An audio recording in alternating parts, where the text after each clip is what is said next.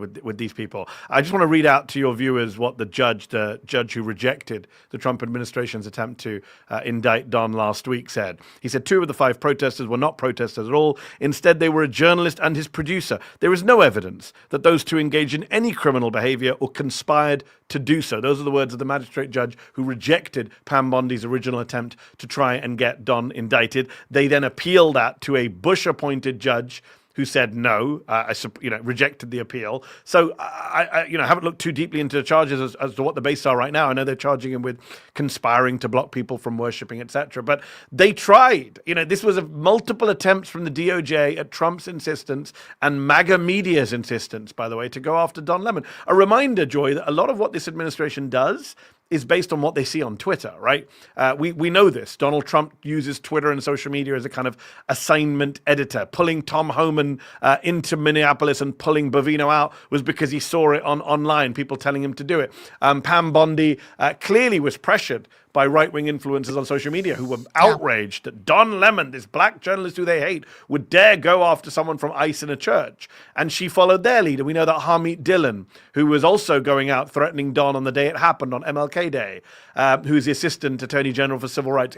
I need to take a shower after calling her that because she has no interest in civil rights. But she's openly talked about how she wakes up in the morning and goes on Twitter to look for cases of kind of anti-white discrimination. She's a brown woman herself, I should point out, hilariously. So the whole thing is absurd. The whole thing is absurd. None of this is based on law.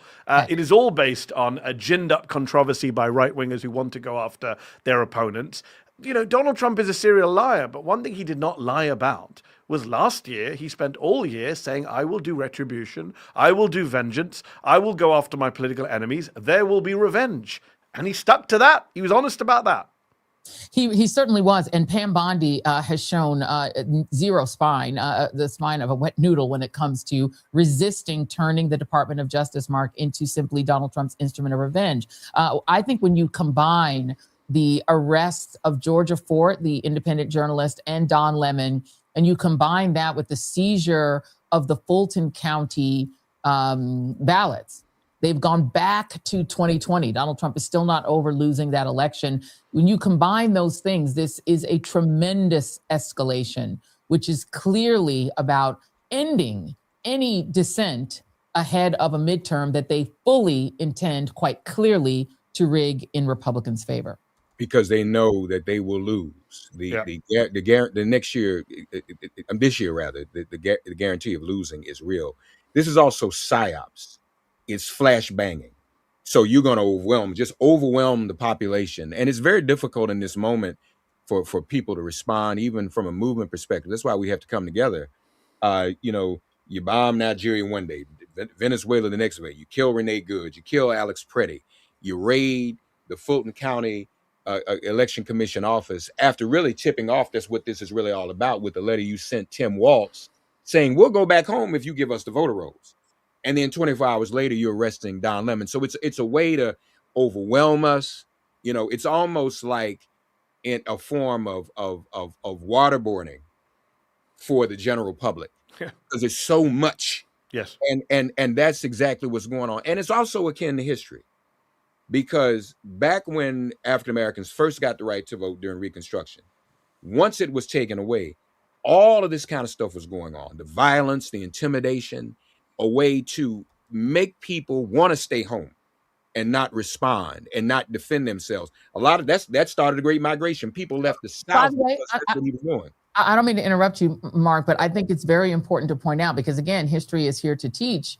The people who attempted to prevent newly freed African Americans from voting were masked, armed militia called the Klan. And the whole purpose initially of the masked Red Raider Klan was to prevent African Americans from voting. And again, if you don't believe that the current armed militia, Trump's armed Gestapo, the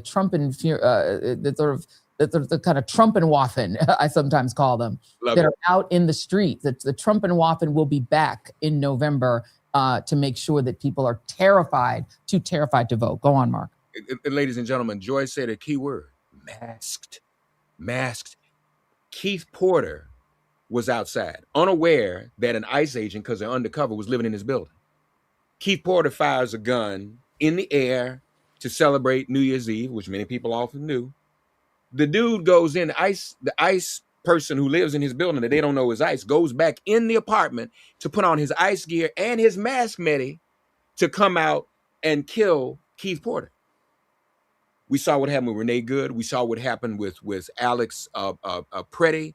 And let me just say, more of this will come out.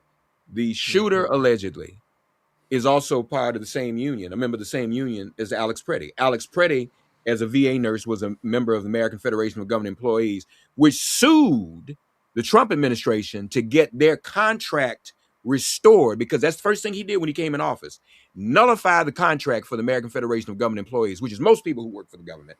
But he didn't nullify it, Mehdi and Joy, for Customs and Border Patrol, because those were going to be his lackeys.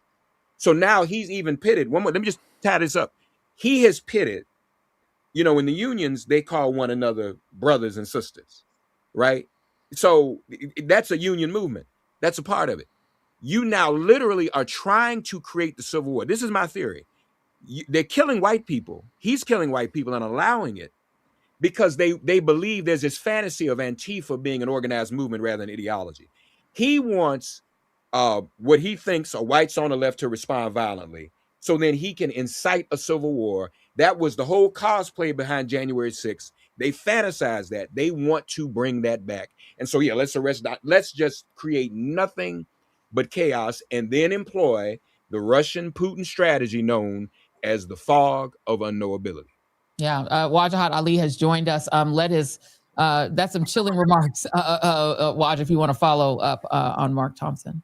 If they can arrest Don Lemon, they'll arrest you. If they can kill a white woman in cold blood and then call her a domestic terrorist, they can kill you. If they can kill Alex Preddy, a man who spent his life serving veterans, and then lie about him, they can kill you. This is what fascists do. At the end of the day, fascists come for everyone.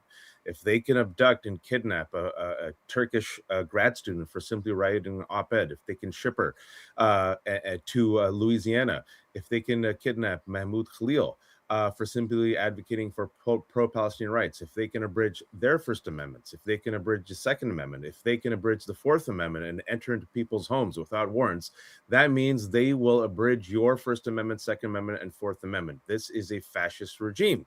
The word fascism, the water is warm here. You can use the word fascism. You can use the word white supremacy. You can use the word authoritarian.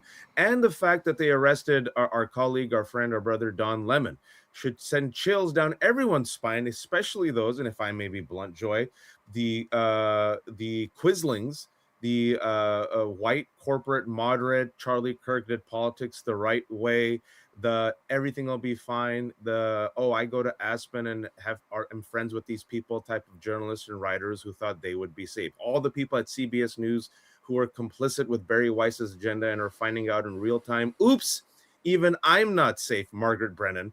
Sorry, too soon. The fact that they went after Don Lemon, it's very deliberate because they're telling you, you're saying that we can't unleash our slave patrol. You're saying that we had to go on our back foot.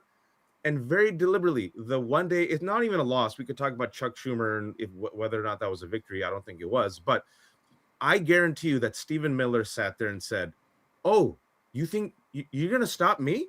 You're going to stop me? Well, I'll show you. Enjoy the fact they went after a black man. It reminds me of what has happened time and time again in U.S. history, that anytime you get uppity, anytime a person of color shows some lip, what happens, Joy? They make an example of that person of color, especially a black man. And this is them showing the world and America and Chuck Schumer, we can do whatever we want. And they chose a black man because that's exactly what the slave patrols in American history did.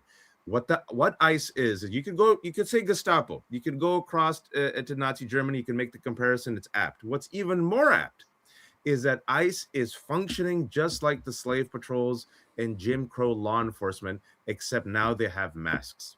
Yeah, they did as well. The Klan did as well too. But Mehdi, I want to ask you, what would we be saying about this if this were happening in another country? I mean, this is not. That's the famous question that Brendan Nyan from Dartmouth has been asking for 10 years since Trump appeared on the scene. What would you say if you saw this in another country? And, my colleague Prem Tucker for Zadeo wrote a piece recently describing what happened in Minneapolis as if it was reported in an African country by the Western press. We did that as a kind of joke, but it's a kind of dark humor, black humor, because we are in that place now. We don't get to judge any other country. And the idea that, the headline would be state security agents, arrest independent journalists for reporting on protests against the regime, right? That is what's going on right now. And by the way, we should point out, it's not just Don Lemon they arrested. They arrested Georgia Fort, independent journalist, vice president of the Minnesota branch of the National Association of Black Journalists. I've just been watching on my screen on a loop the video she filmed of agents at her door. It is a super creepy video. I urge people to watch it to understand what is happening in America right now. Masked men turn up at her home looking through the windows in the morning. They arrested her. Pam Bondi called her out by name and Don Lemon by name. Bondi's tweet is very important because she says, I personally led this, which is a reminder that this is all coming from the top. This is, the party of states' rights. This is all about a strong federal government, oppressive federal government, going and taking people out that they don't like. And what's interesting, of course, to go back to my point about the whole, performing for social media, when Pam Bondi puts out that statement, I personally led this, she's writing that statement for an audience of one, which is Donald Trump. She's trying to impress Donald Trump on the medium that he uses most, which is social media. A lot of this is performative. A lot of this is about giving their base something, because they failed to give them any kind of economic prosperity. They failed to give them any kind of increased freedom. And therefore, the best way to get, unfortunately, American history tells us that the best way to get poor white working class people to feel good about themselves is to play divide and rule and say, well, look, you're doing better off than those guys. And those guys, we're going to go after those guys for you. And the MAGA base that is, white and angry, which is a big chunk of that base, they love shit like this. Right? This is what they live for. Adam Serwer wrote the piece in the first term, The Cruelty is the Point. This is what they wake up. They don't wake up and say, well, the Epstein files. By the way, apparently in the last few minutes, they've dropped a bunch of new Epstein files, which tells you a lot more again about this insane news agenda. But They don't wake up and say he betrayed us on the Epstein files. They don't wake up and say he betrayed us on the price of groceries. They don't wake up and say he betrayed us on this or that. They wake up and say, oh, well, he's going after the people we don't like on TV.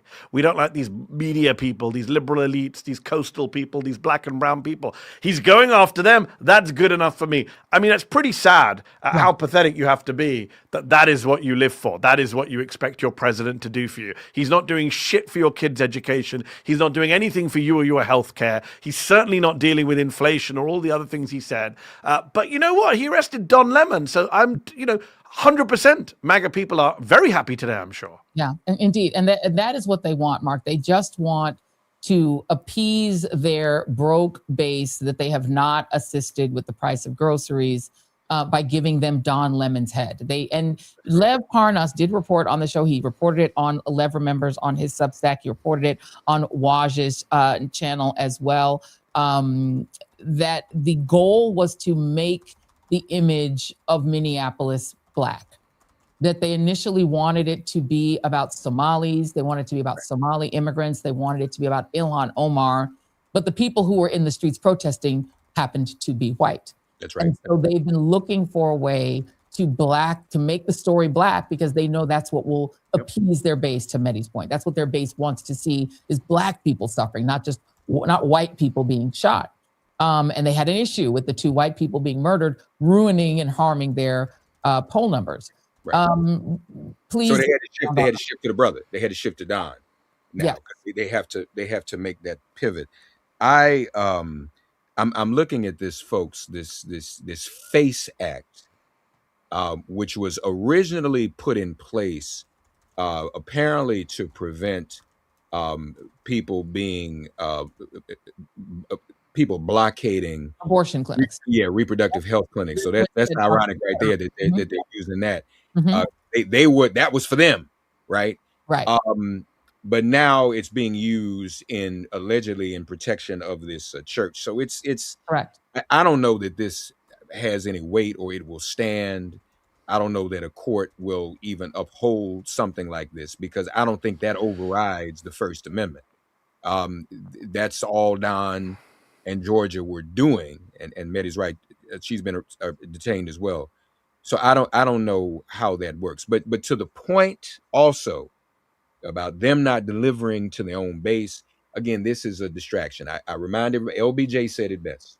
Yes. You know, if you can convince a poor white person that they're still better off than an African American, you can pick their pocket, and in fact, they'll open their pockets for you. Dr. King, we just celebrated him. Everybody only talks about one speech, but the speech was on the steps of the Montgomery State Capitol, where he said that Jim Crow was a psychological bird, that you can feed a population when their bellies are bloated because of poverty. You can feed them Jim Crow. They can feed off that psychological bird as a distraction from the poverty you're keeping them tied to. And so that's exactly what we're seeing right now. And hey, now that I know there's some Epstein releases, Mehdi, as you said, folks, y'all need to look at that, because that's probably what what this is really all about too. The timing. Well, I mean, they got rejected before, so they've been trying to get him. I've actually got to run. Apologies, but I will say this one last word from me. It's good to see you all here. We need to stick together, as Waj put it. They're going to come for all of us.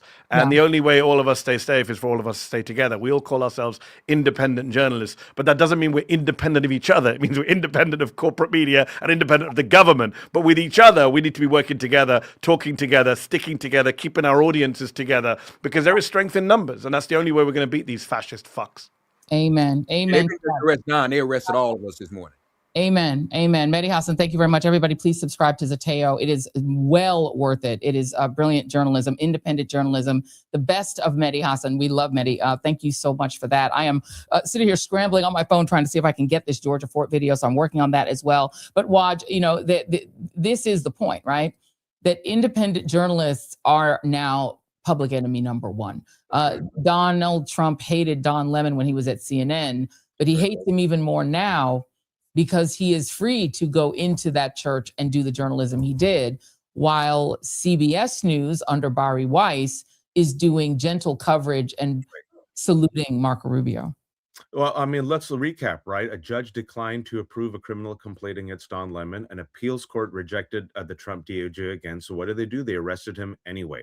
Let's look what happened yesterday, folks. It's all timed perfectly. They decided to go to Fulton County. Who was prosecuting him in Fulton County? Fani Willis, right?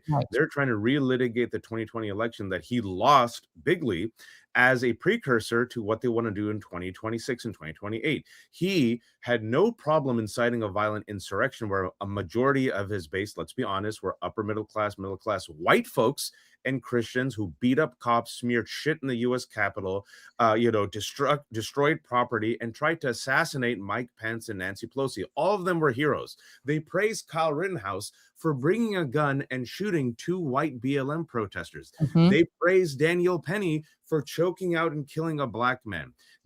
In Texas, Daniel Perry was a white man who said, I'm going to go shoot up someone at a BLM rally. What did Governor Abbott do?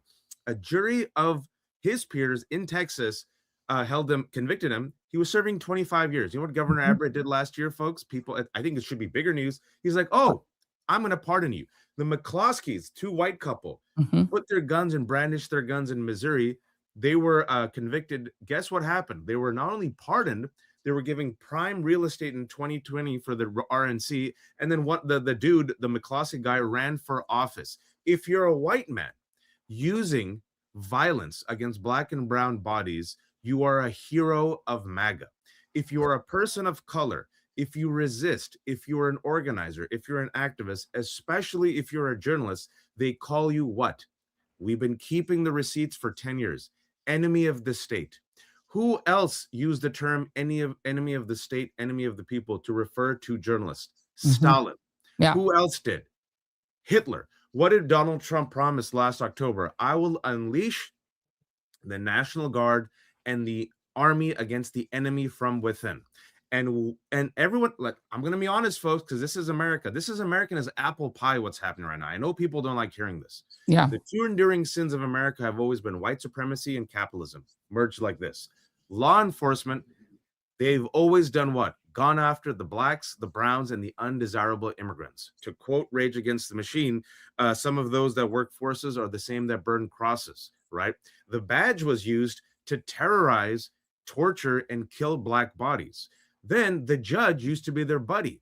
The prosecutor was their homie, right? All parts of the White Citizens Council and all parts of the KKK. Then when they got tried, the jury was their family, which is why you can kidnap, torture, and kill Emmett Till, get acquitted, and then come out and say, oh yeah, I killed him. And so what they're doing right now with Don's, if you will, a trifecta, just like, wait for it, Ilhan Omar. Correct. Ilhan Omar is a black woman who's a Muslim, wears a hijab. Don Lemon is a black journalist and a gay man. And those two in particular did not go down with the okie doke for the past 10 years. When I was at CNN, Don used to tell me, right? Don was at CNN and I got a 1-year contract. Don called me up and he says, man, I want you on my show. You're one of the people that pushes back against these other folks I have to tolerate. Okay. So you come on my show. I'm straight up, folks. I'm spilling the tea. He says, I can't stand the Jeffrey Lords and the Rick Santorums, but I have to bring them on. Waj, I see you actually taking them on. So they specifically are making an example. They're telling their base, not only are we going to go after journalists, not only after we're going to Congress people, not only after we're going after, look who they're going after. Letitia James, black woman. Fani Willis, black woman. Don Lemon, black man. Ilhan Omar, black woman. Somalis, Haitians, pro-Palestinian activists, Muslims. And I'm sorry to say this, folks, they've been doing this forever. And America said, ICE, you go ahead. You go crack the skulls of black people. CBP, you go ahead. You rape and torture and kidnap brown people. You know what? War and terror, go ahead. Go after them Palestinians, Joy. Go after the Muslims. We don't have to go back that long. Let's look a year ago. Go after the pro-Palestinian activists. Go get 239 brown people, kidnap them like Kilmar Abrego Garcia, and have them die in Seacoast. It's okay. And I know people might like hearing this. Some Democrats were like, don't be woke. We'll vote for the Laken Riley Act. We won't say anything about the genocide in Gaza. And fascists come for everyone. And now, going back to your point, and Lev has said it on my show, they were pissed off that the 2 bodies that were killed and martyred were white bodies. Renee Nicole Good. They were able to knock out Renee Nicole Good a bit because she's a woman and a lesbian. It still didn't stick. And then the second one, hopefully will get us a black or brown body. Alex Preddy, a white man.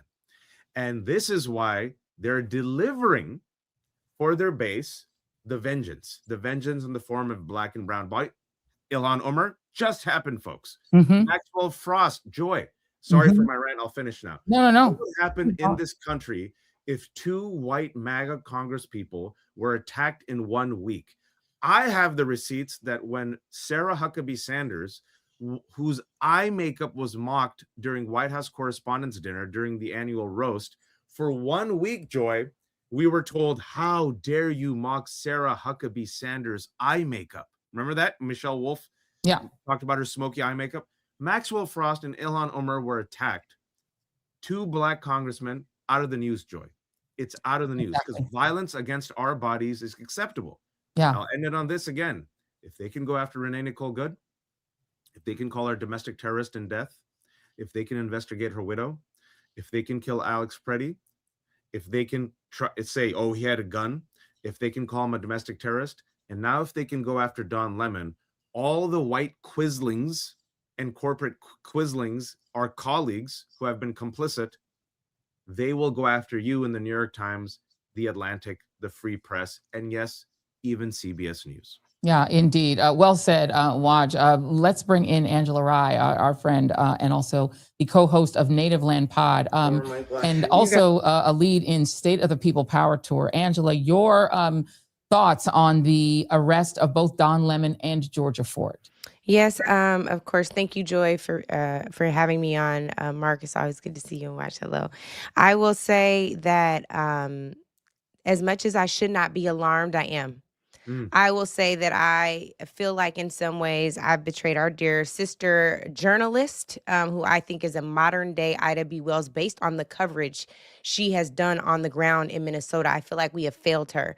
But here's the real failing, and that is the application of the law. I keep this little Declaration of Independence and Constitution on my desk, and this thing, you might as well burn it up, throw it away. It does not apply. They are not following the law. They are following their fragile white supremacist feelings. They have used that in the arrest of these people who were merely covering a protest. You see their accounts every single day. Don Lemon is on the ground somewhere talking to somebody about what is happening from their personal perspective or what is happening from the standpoint of what is making news. Georgia Fort has been doing that in Minnesota. She is the one who has been the pulse, the conscience of journalism on the ground there. And so we know why. We know why they want to arrest her. Georgia Fort has children at home. You hear one of them screaming, crying on this video, like completely disrupting and upheaving her life because she went to tell the truth. And so what we are being told by the highest office in the land is that truth is dangerous here, that your truth will get you arrested, that they will charge you for violations of the KKK Act. Imagine having the balls and the unmitigated audacity to charge Black people with the Ku Klux Klan Act. There's some Black people I can think of that should be charged with the KKK Act, but they're not over normally where we sit, okay? So this to me is beyond the pale, and I think we've been saying sound the alarm, we've been saying code red, people have been blowing whistles on the street and not the way Too Short normally does it. This is the time to set up bail funds because you don't know when you will fall victim to what this administration has decided is the law. The law is when you hurt Donald Trump's feelings. The law is when he has an axe to grind and a bone to pick and a grudge to hold, and he will use every force he has in his administration that is completely unchecked, completely unaccountable to the law, and completely unaccountable to the Constitution. And you know what's sad? Now this country that was too afraid to say that its roots are racist, all of the politicians on both sides of the aisle and everybody in between who refuse to say that, now they've got to wrestle with that. Now they've got to contend with the fact that this here never really applied to us. That equal protection never really applied to us. And so now, as Dr. King said, we have to see if it can be true to what it said on paper. And right now, it's hell no. Yeah. Well said. And it is, I think it's jarring for everyone. And keep in mind that Angela Rye is the former general counsel to the Congressional Black Caucus, so she knows what she speaks when it comes to the law and all things in terms of justice as well. Let me play really quickly. Jason's been playing it with the sound down, but I want to put the sound up, Jason, if you could. And please play Georgia Fort. So this is the video that Mehdi Hasan was talking about. Georgia Fort actually live streamed what was happening to her. Hopefully this is the right video. I pulled it kind of on the fly as I was trying to hear it. I wanted to alert the public that agents are at my door right now. They're saying that they were able to go before a grand jury sometime, I guess, in the last 24 hours, and that they have a warrant for my arrest. I've talked to my attorney, and I'm being advised to go with them, I guess, down to Whipple. And my children are here. They're impacted by this. This is all stemming from the fact that I filmed a protest as a member of the media. We are supposed to have our constitutional right of the freedom to film, to be a member of the press. I don't feel like I have my First Amendment right as a member of the press because now federal agents are at my door arresting me for filming the church protest a few weeks ago. Again, I don't have a long time here, you guys, but I wanted you to know, for me, agents are at my door right now. My attorney has spoken with them. I did send a relative outside to talk to them. They're showing some type of documentation, apparently, that they got an indictment from a grand jury. I knew that I was on a defendant's list. I did not publish it because it was under seal. And so we've done everything that we can to try and abide by, the advice of our attorneys. But right now, you guys, I wanted you to know I'm going to have to hop off here and surrender to agents as a member of the press. I filmed the church protest a few weeks ago, and now I'm being arrested for that. It's hard to understand how we have a constitution, constitutional rights, when you can just be arrested for being a member of the press. We've seen all these violations. All right, you guys, I gotta go. They're knocking. Yep, she's coming right now. Give me 1 second. All right, guys. Angela. Yeah. Well, this is terrifying. I covered the Freddie Gray protests. I've covered a lot of Black Lives Matter protests and marches. Never would any of us have believed. I was in South Carolina covering when they took the Confederate flag down. There were white nationalists dressed in Confederate uniforms chaining themselves to the Confederate flagpole, and we interviewed them. The idea that filming a protest, that doing the journalistic work that we do, and part of that job, as Don Lemon does all over the country, as Georgia Fort does and was doing, part of the job is to film the protest. But can you talk about the escalation from arresting people who were civilians filming protests, brutalizing them and arresting them, including Alex Preddy? He was killed for filming a protest. Let's be very clear. That's right. And for being present at protests and being part of them, that would be Renee Nicole Good, to now arresting the journalists who are also filming and documenting the protests.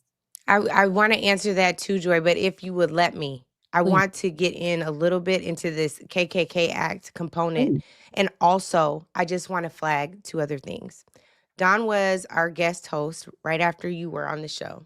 We talked about this. We actually laughed about the application of the KKK Act here because it's so ridiculous. The tangential stretch and connection that you have to make this, you can't. You actually can't. They just used a law that sounded inflammatory to double down on this reverse racism claim that they're in, where you have the EEOC director telling white men, if you're a white man who has experienced discrimination, you may have rights to monetary damages. No, you do not. No, you do not. So there's that. And then there's also this idea that Georgia Fort, who was on with us also last week, came on my live, talked about everything she was seeing on the ground, came to our live town hall in Minnesota, where she was prolific. Like, these people are on the ground doing the work. The KKK Act says in part, in any of the rights, this is a quote, any of the rights, privileges, or immunities or protection named in the Constitution to enforce the law, the president could suspend habeas corpus, deploy the U.S. military, or use other means as he may deem necessary. The enforcement mechanism here is to enforce equal protection of the law for all people, designed to protect Black folks who were being lynched, killed, violently assaulted, vigilantes coming after them. Who do we really need protection from in this hour? It's not Greg Bovino, who they just deported out of Minnesota back to his home on the West Coast. Like, let's be very clear about where we need to be protecting people. It's not from Georgia and Don. It's actually not.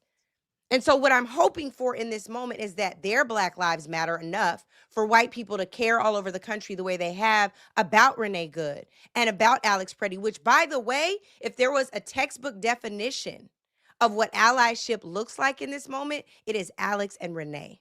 It is Alex and Renee. Alex, who they had a bone to pick with for more than a week and a half because he embarrassed them. These people, as we know, Joy, and have talked about ad nauseum, I know you all have too, 47 days of training does not get out of their systems what it meant to be bullied as a child or what it meant to not be the cool kid. So they're using the color of law, if we can even say that, that's in air quotes, and the badge that they didn't earn and power that they shouldn't have to assault people who are merely covering the treachery and the trauma and the terror that they're exacting on people. They pushed a white woman down the hill yesterday in Colorado, snatched her phone, an elderly white woman who another bystander was saying, call 911 over and over again. So this is where we are right now. Right? This is where we are right now, where we have to find the power, where we have to find the courage, where we've got to tap into the knowledge of what should exist and remind them of what they are supposed to represent in this hour. Can I say something, Joy? And just to remind you all, and just to see how naked and shameless it is, Reverend Kenny Callahan, I'm sure you all saw this clip. He's a Minnesota pastor. He's a white man. ICE put guns in his face, a pastor. And the pastor said, Reverend Callahan, I'm not afraid. And then ICE agents said, according to him, you're white. You wouldn't be fun anyway. Today, they took 2 more kids from the school, the elementary school of Liam Ramos, the 5-year-old boy that they kidnapped and used as bait. They took 2 more kids today. Folks, they're coming after everyone. And the irony, as Angela said, is, oh, how dare you go and interrupt a house of worship? We're going to go after the FACE Act and KKK Act. You know what the ICE and DHS said? Oh, by the way, we can go in schools and we can go in churches and get people. So we can go to your church, your synagogue, your mosque, your school, and get your family member and your kid. But by the way, oh, no, you can't peacefully, and that's what it was peaceful. You can't peacefully come into our church because our pastor, one of our pastors, is a freaking field ICE agent. All right. Some of those that work forces are the same that burn crosses. This is as American as apple pie and slavery. And they're making an example for all out of Don Lemon, Ilhan Omar, and specifically these black and brown bodies. This is what we're going to do to all of you. And Joy, if you remember, when it comes to allyship, right? Angela talked about allyship. In 1963, Martin Luther King sitting in a Birmingham jail. What did he write? The letter from a Birmingham jail. What did he say? I must regretfully admit that the white moderate is a greater obstacle to peace than the white citizens counselor and the Ku Klux Klaner. The man who wants order instead of justice. A person who tells us in 2026, civility. They did politics the right way. Reach out. Now, what happened in the next year? They realized, okay, these young black, that's what they were, young black activists. We need to be allied with white bodies, Joy, because when white blood is spilled, America cares. When white bodies are beaten, America cares. Let's be honest. Our lives don't matter as much. Our rage doesn't matter as much. Our grievance doesn't matter as much. I've been saying it for a while, right? So what did they do next year in Mississippi? They got white children of, some upper middle class folks to sit with them and engage in these protests. And those white folks, and these for all the white people watching, the spicy whites that Joy says, those white people were seen as race traitors. White folks hated those white people worse than they hated the black and brown people. They said, you betrayed your race. You are a race traitor. The same thing we're seeing now, Joy. Fast forward, it's the last week. Look how they're demonizing Alex Preddy. Look how they're demonizing Renee Nicole Good. Race traitors, lesbian B, effing B. And I go back to the same point, and I'll jump off now because I know you have smarter people than me coming on, is if they can come after Renee Nicole Good, if they can come after Mahmoud Khalil, if they can come after Kilmar Abrego Garcia, if they can come after Alex Preddy, they're going to come after you. Yeah. If you are white, if you feel like you have the complexion for your protection, if you feel like you have a Tesla and live in a zip code, they don't care. Fascists don't care. Joy, if I may, for the black and brown and Asian brothers and sisters who voted for Donald Trump because of the tax cuts, because you drink rosé with Karen, because you golf with Chet, because you're the good ones, just keeping it real, because the trans are too weird, they see you as the enemy. They just killed Renee Nicole Good and they killed Alex Preddy. And they said, Don Lemon, we know he's very popular and famous. We don't care. We're going to make an example out of him. For those who think that the institutions and the law will protect you, several judges threw out their attempt to arrest Don Lemon. It went to an appeals court. They threw it out. They did it anyway. Yeah. They did a case against Letitia James anyway. They did a case against James Comey anyway. They don't care. They don't care. And so I need all of you to put your bodies on the line. If you're not willing to put your bodies on the line, I need all of you to speak up. I know people might not like hearing this. I'm talking about corporate America. I'm talking about a lot of our colleagues, Angela and Joy, who thinks that they're doing politics the right way, who policed me and Angela when we were on CNN, who Joy told you, now, Joy, now, don't talk too much about Palestine. Come on now, Joy, don't be that mean against MAGA. How dare you say the word racist and authoritarian?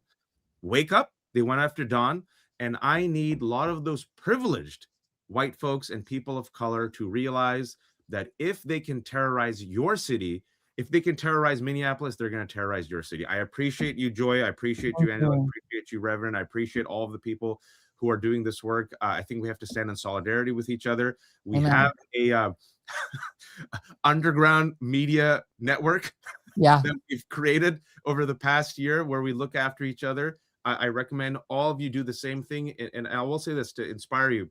In Minnesota right now, folks, they're learning from Black and brown communities. They're learning from what Latinos have done in LA. They've learned what people have done in Chicago. They've learned what Black communities have put up with for centuries. I interviewed someone yesterday, white man, who said, we don't have faith in law enforcement. We don't have faith in Democrats. We don't have faith in institutions. We have faith in each other.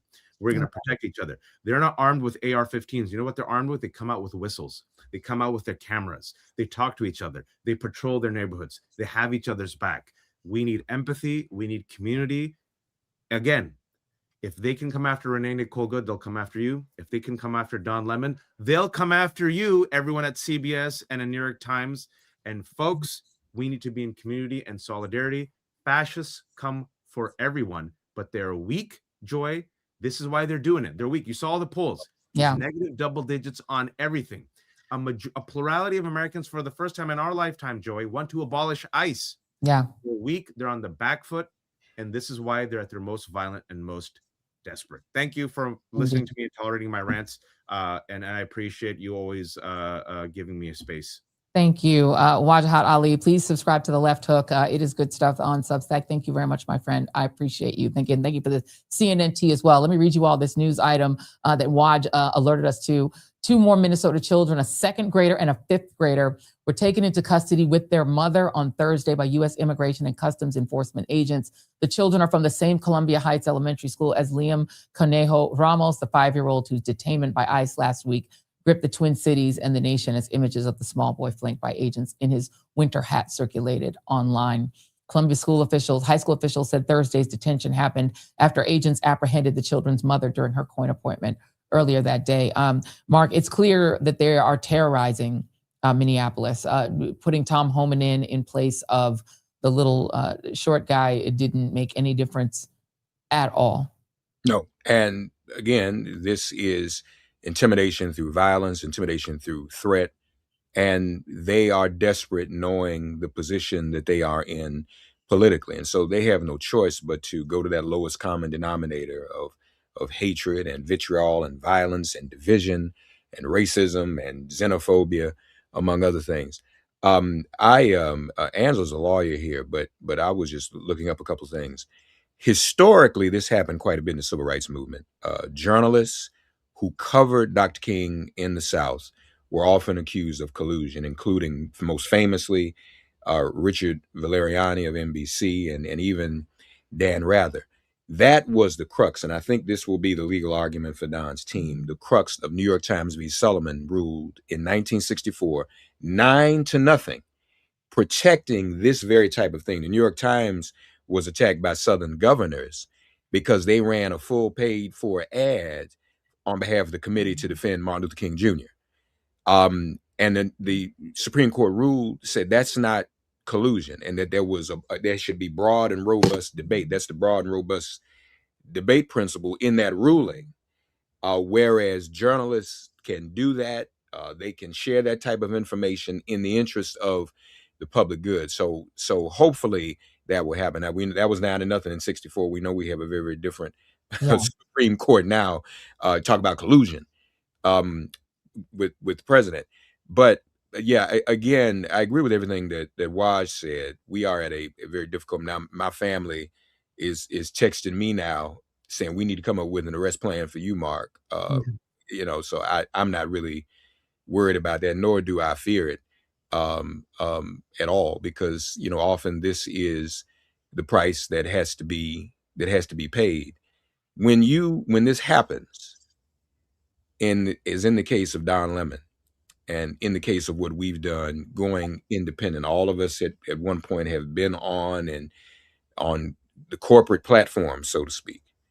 But there's a level of freedom in doing what we do now. Even when we're arrested, we're still free. And we have to believe that. And I hope people would keep that in mind and not operate out of a position of fear. We have seen this movie before. And in the words of Dr. King, no matter what they do, the arc of justice will bend, and it will bend ultimately in our favor. And I think the greatest fear they have was something else Dr. King said. He said, whatever you do to us, by our ability and capacity to resist and suffer, we will win you over too. And the polls are saying that. White men, white college men are like, wait a minute, what's up with this stuff? We're not feeling Alex Pretty.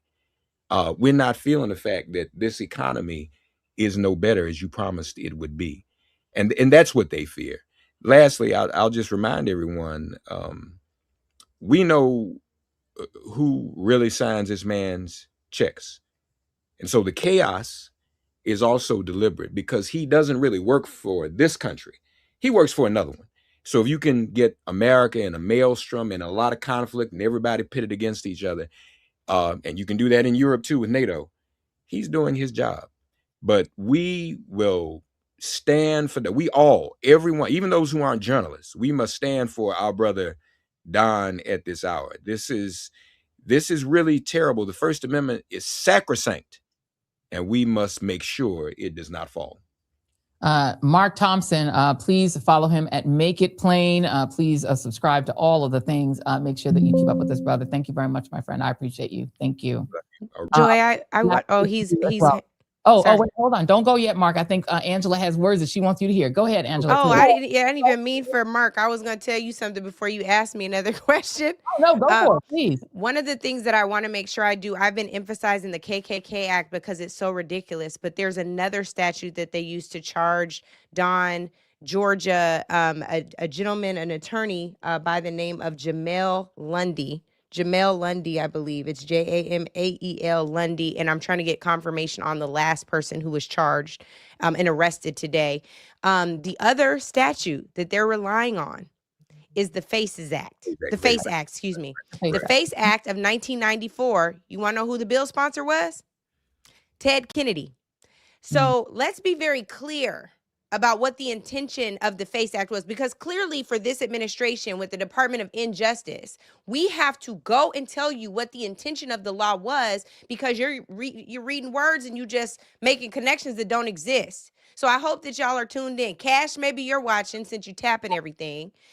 The Freedom of Access to Clinic Entrances Act of 1994 amends the Federal Criminal Code to prohibit intentional injuring, intimidating, or interfering with, or attempting to injure, intimidate, or interfere any person by force, threat of force, or physical obstruction because that person is or has been, or in order to intimidate such person or any other person or any class of persons from obtaining or providing reproductive health services. Right. That's the first part. The next part is about their ability to exercise their First Amendment right of religious freedom. So continue to worship, but while you worshiping, it's some people over here that got some questions. You're not prohibited. Nobody's blocking you. There's been no physical challenge. And here's what I think is really important. There is language in the act because maybe Ted Kennedy was a prophet, and he knew that people were going to have to understand the intention. They never sought to challenge, obstruct, or get in the way with, or conflict with the First Amendment. It's all throughout here. A part of the First Amendment is the freedom of the press. What Georgia Fort and Don Lemon were arrested for was exercising their right to freedom of the press, to inform the people. These are journalists. They're not activist journalists. They are journalists. You can go to any single one of their feeds where they are talking to people on the ground in Minnesota or anywhere else. They ask questions. They report the news. That is what this is. Neither one of these charges stand. Neither one of them. We certainly hope not. I have no trust in the United States Supreme Court majority to uphold the First Amendment, nor are they upholding the Second Amendment. Let us note that Alex Pretty, who was a licensed firearm holder, was assaulted twice by Border Patrol and or ICE. He was assaulted at least a week before, at least if you believe that video that's circulating that the BBC has obtained. What I see in that video is his same holstered firearm in his holster behind his back. He never draws it, even after he's being beaten up and assaulted. He actually should have had a case for assault by those federal officers the first time. And I know that they think that video is damning of him and makes him look like an insurrectionist, but all it makes it look like as an assault victim who they may have recognized a week later. Let me really quickly read you all. The Committee to Protect Journalists has released a statement saying this is an egregious attack on the First Amendment and on journalists' ability to do their work. Said CPJ CEO Jody Ginsburg. As an international organization, we know that the treatment of journalists is a leading indicator of the condition of a country's democracy. These arrests are just the latest in a string of egregious and escalating threats to the press in the United States and an attack on people's right to know. Before I let both of you go, I want to see if you each have one more closing comment. I will start with you, Angela. What should we be looking out for here, in addition to supporting any organization that's raising money to ensure that Georgia Fort and Don Lemon, Don has a great lawyer. Abby Lowell is a esteemed, very well-known attorney, but we want to make sure Georgia has equally great counsel and equally great support. Please tell us what we need to do next. Well, here's the first thing that I want us to understand. In Minnesota today, Georgia Fort has a hearing at Minneapolis Federal Court. That's important for those of you on the ground in Minneapolis. I encourage you to get there. For those of you who are watching at home and want to do something, donate to the bail fund. There's one set up through Minnesota Freedom Fund. I encourage you all to donate. You do not know when you will need someone to sow that same seed for you. I will also say that in just a moment here, there will be a press conference in Minneapolis. It was moved to the City Hall Rotunda. That is at 11 a.m. Central Time. I'm sorry, let me make sure I say that. It's 11 a.m. Central Time at Minneapolis City Hall, at the Minneapolis City Hall Rotunda. Again, it's not just Don Lemon. It's not just Georgia Fort. It is also Jamel Lundy, and there's one more person's name I will try to get to you, Joy, so you can report it out to your audience. But what I'm saying is, now is not the time to sit in, it's a shame. Now is not a time to say, you know what, I'm afraid, let me just lay low. Now is not the time. If we don't stand up now in this 250th anniversary of the Declaration of Independence, I don't know when we do. I know we've never been free in this country. I would like to see what it tastes like. I would like to see what it feels like. But we will not ever understand that true freedom and liberation if we don't stand up in treacherous times like these. Yes, it is scary. I shed a tear before I came on with you, Joy. Part of it is like the stress and the adrenaline of it all. Part of it is guilt because now I'm not in Minnesota, and I told Georgia we have her back. We do have her back, but I hate that she and her family are going through this in an isolated way. I pray that she can feel the love from all of us. And same thing with Don. Like, these folks are doing what they can. They're putting their bodies on the line, their cameras on the line, their microphones on the line, just to ensure that we are informed of the violence that is happening every single day, of how treacherous this administration is. And for that, they should be protected, they should be upheld, and they should be recognized for their courage, and certainly not in jail. Yeah, indeed. Thank you so much, Angela Rye. Native Land Pod is where you can find Angela. And if you have 5 more minutes to hang on, because I'm gonna get a last word from Mark before I have one more question for you. But Mark, please, last word for you. Well, I guess it's my second last word, but news is coming through. Let me just say, what the committee posted and supported on is right on time. And you mentioned the NRA, folks. This is a president. The NRA sent out a tweet defending Alex Preddy's rights, and see, that caused some short circuiting because the MAGA base also supports the Second Amendment. So when the NRA says, wait a minute, you can't kill Alex Preddy because he has the Second Amendment right to hold a gun. So we need to keep that in mind.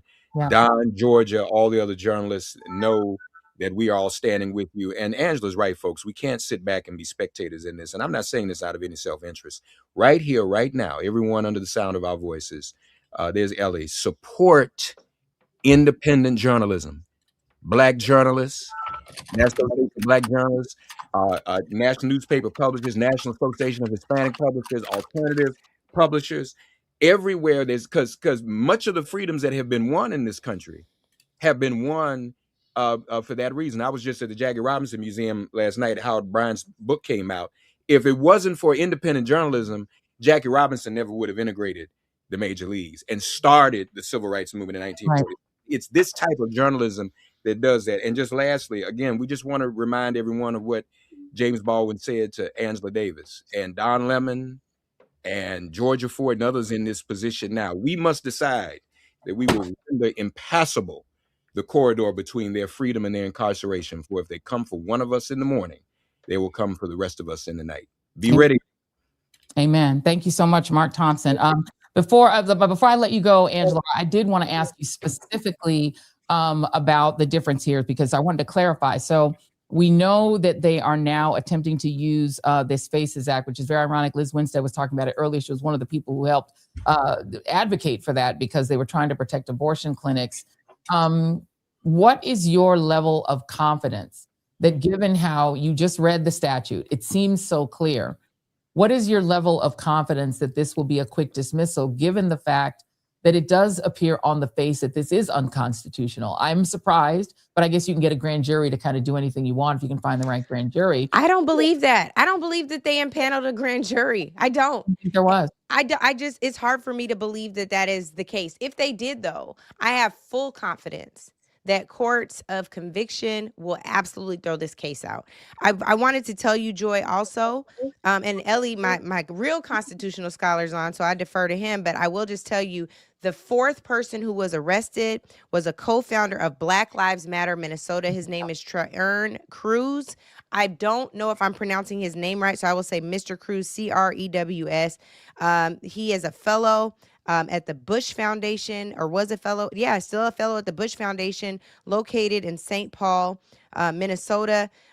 He has done all types of incredible work on the ground. This might be an old axe to grind from George Floyd protests after George Floyd was tragically murdered in Minnesota as well. We cannot forget the blood shed on those streets long before Renee Good and Alex Preddy. There was also Philando Castile. There was also George Floyd. There were also so many others we cannot name.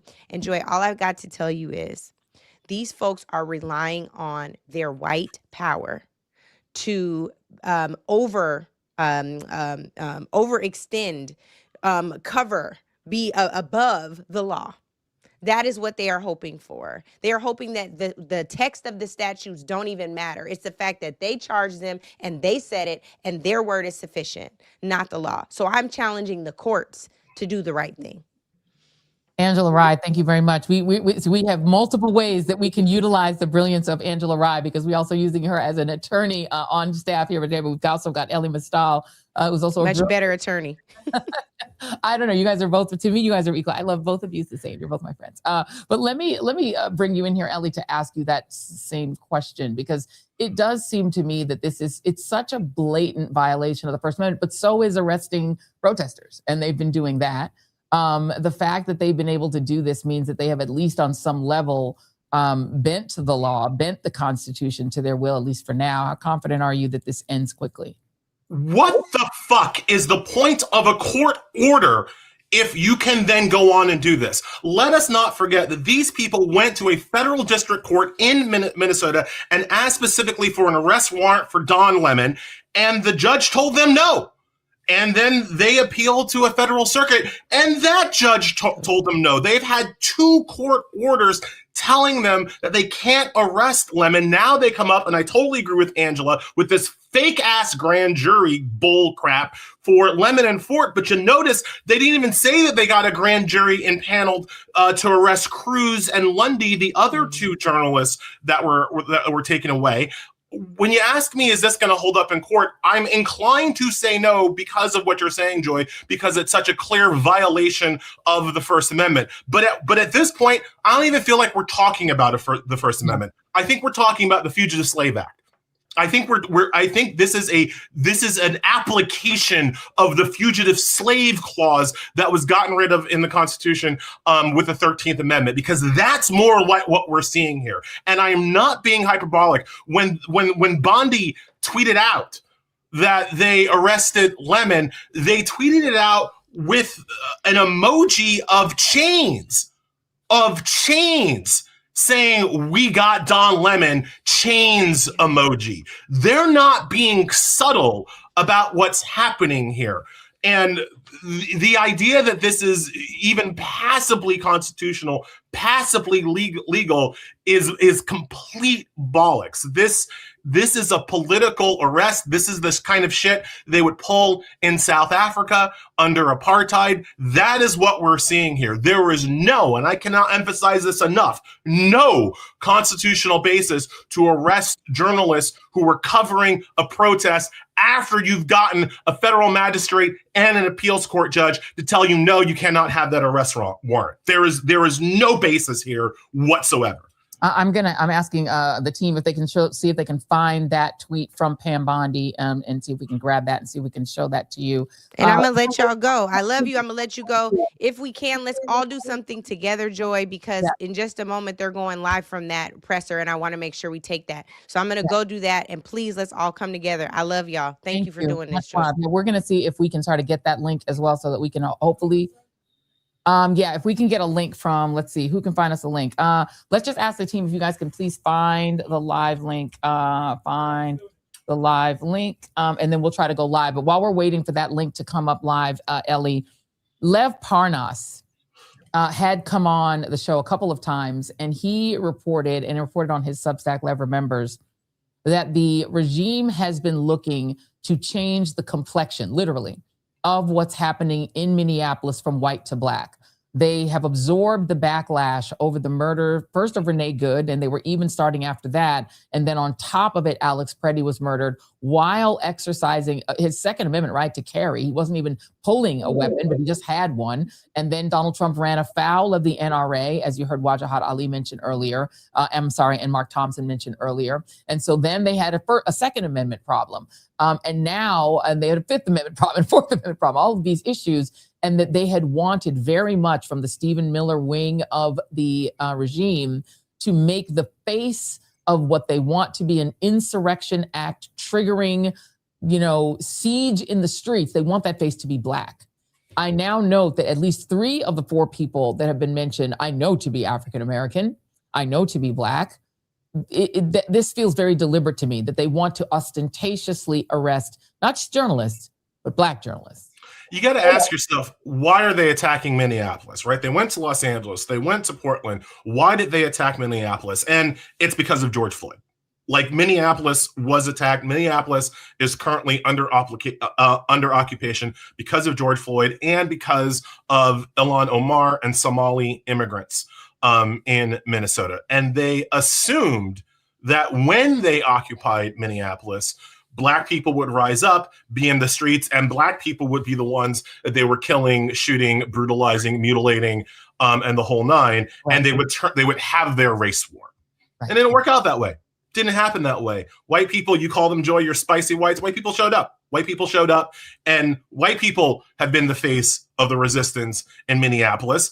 And Trump doesn't like that. Miller doesn't like that. Miller doesn't like the visuals of shooting white men. That wasn't their plan. Their plan was always to kill Black and brown people and then watch the larger white community in this country being like, oh, it's so sad they kill Black people. Anyway, what about my tax break? Like that was the calculus that they were counting on. And so I absolutely think that targeting Black journalists, again, with slave emojis, with this kind of overt appeal to a race war, is meant to inflame the Black community, inflame activists, get Black people on the front lines, reignite the George Floyd level protests. That's right. So they can kill us. And so that we can be the victims of their race war, as opposed to white folks like Renee Good and Alex Preddy. It's not subtle, and I think that's my main point right now. It is not at all subtle what they are trying to do at this point. I want to read to you all a little bit about the Fugitive Slave Act of 1850. This is the reason we talk about history so much on this show. We've talked about it before, and the analogy of the ICE masked regime agents, you could call them slave catchers, because they are very analogous to the slave catchers, who, as we explained, I think it was on our last show, became a very lucrative industry following a very lucrative industry in the country following the embedding of a Fugitive Slave Act in the Constitution, and then 2 supplemental 2 supplemental acts that were passed by Congress on top of the fact that it was already in the Constitution. They passed 2. The one in 1850, which was passed by Congress, is in 1850. So you're talking about, 15 years before the Civil War, right? A little bit not long before the Civil War. The act required that slaves be returned to their so-called owners, even if they were in a free state. Even if they were in a free state. This is also important. The act made the federal government responsible for finding, returning, and trying escaped slaves. Why does that matter here? Because states in Minnesota, states like Minnesota are free states when it comes to immigration. They are sanctuary states and sanctuary cities. What the federal government is asserting, I'm not an attorney, I'm gonna let Ellie weigh in and correct what I'm about to say. The federal government is asserting that they can enter a sanctuary city and extract immigrants on the same basis that federally mandated slave catchers could enter free states like New Hampshire and Massachusetts and take Black people back down south for slavery. Is that an accurate way of reading it, Ellie?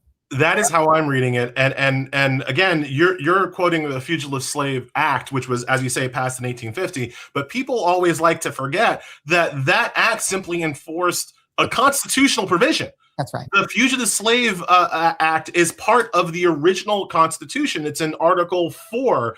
No person held into service or labor in one state under the laws thereof, after escaping to another, shall be discharged from service, but shall be delivered upon the claim of the party to whom such service or labor must be due. That's in the original Constitution. Now, to pull it back to 30,000 feet, why is this there? Why do we have fugitive slaves laws? Why did the founders think that they were important? Why did the people in 1850 think they were important?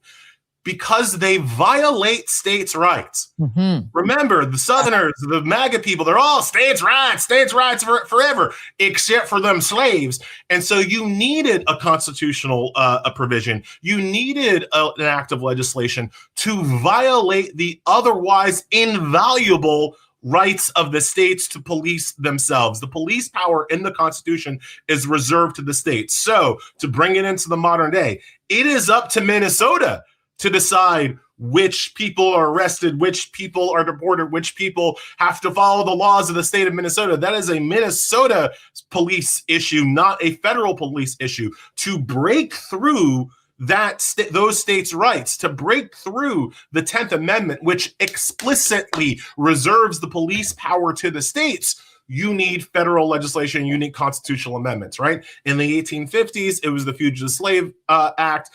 In our modern day, it's this Insurrection Act, immigration BS that they've cooked up with ICE. But it's the same fundamental idea. How do we take the police power away from the states to capture Black and brown people that we don't like? That is the connective tissue between one and the other. And you just saw, Jason just pulled it down, but we showed you the post from Pam Bondi, who ostensibly is supposed to be the enforcer, the highest level enforcer other than the president of our nation's laws and constitution. Pam Bondi's office tweeting out a slave emoji picture celebrating the arrest of Don Lemon. She does not mention the other three people arrested. That was done. That was the White House. That was the White House directly.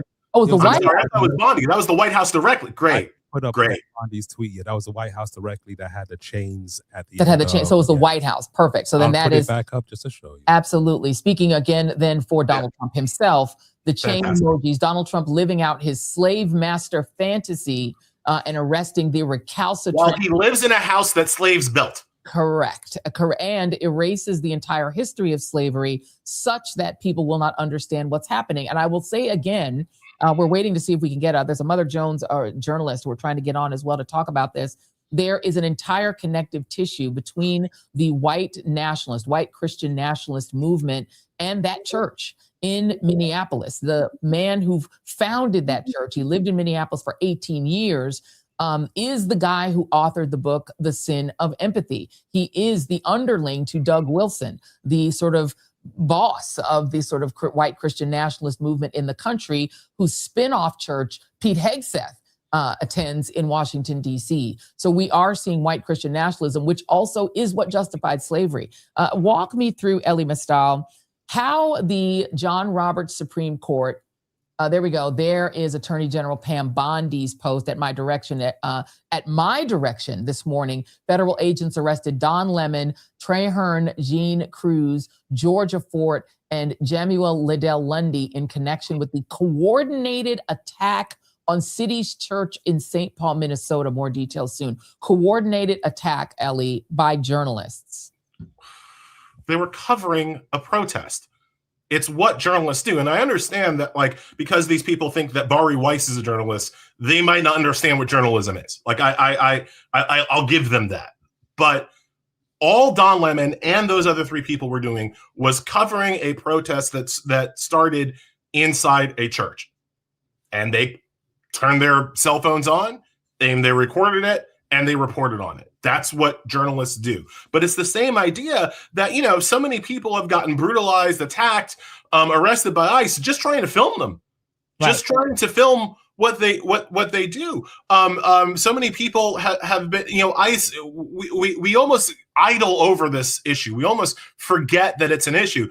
But ICE is not supposed to be out here wearing masks with no identification. Law enforcement is supposed to identify themselves before they take action. And that's important because I read a story yesterday about how, you know, hundreds of women have been abducted and sexually assaulted by men pretending to be ICE, right? Which men can get away with because ICE doesn't have to identify itself. Well, and one of the reasons...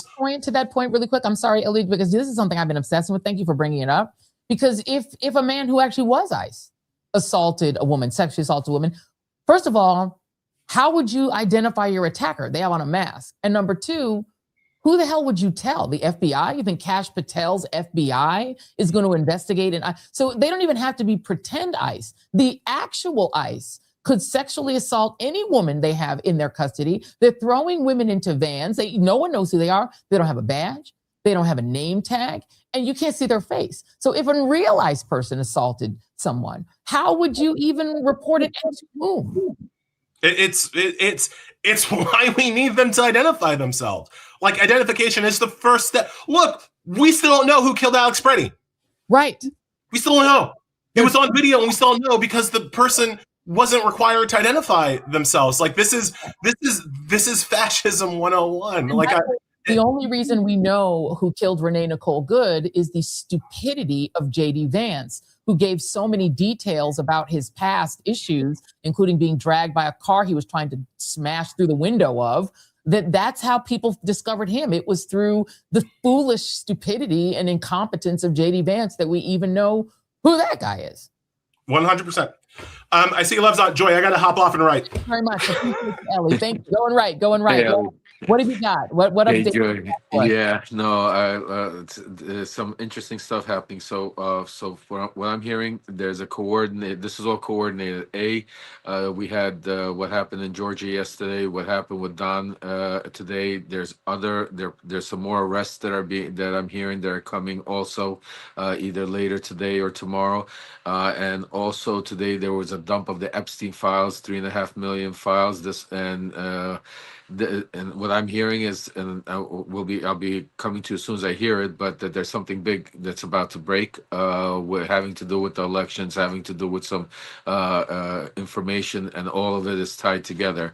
And so that's all I have right now. But something big is happening behind the scenes right now. When you say something big, do we think something about the Epstein files? Because it would be convenient for them to do a high-profile arrest of Don Lemon plus 3 other journalists. We cannot forget, but Don is the big target here. He's the one tweeting out a big arrest there, seizing the voter rolls in Fulton County, Georgia, which is something that the QAnon wing of Donald Trump's support network wanted done in 2020. They did not do it because they tried to install an attorney general. I think his name was Mr. Clark, who was going to do it, but they couldn't get him through, so they weren't able to seize the voter rolls, but they still want to fake prove. They want, Donald Trump wants for his own psychological needs. He's such a needy little bitch that he needs to still believe he won the election in Georgia. So they want to go, and now once they have custody of those ballots, they could forge the ballots. They could do whatever they want with the ballots. They can completely alter the ballots. We have now there's no chain of custody here. So they want to try to rig in the past, retroactively rig Georgia. But is this all a distraction, a very high profile distraction, both to appease Donald Trump's ego, but also to cover up for whatever is coming out in those Epstein files? I think you're 100% right, but I think it's a combination, a little bit more than just a distraction, because they are what I'm hearing, and Tulsi Gabbard has been involved, very heavily involved. So see the way they're using these things, they're distractions, but they also have meanings. When they're throwing all of these things at you, you don't know what is a true distraction and what is really true. So that's why I want to make it very clear.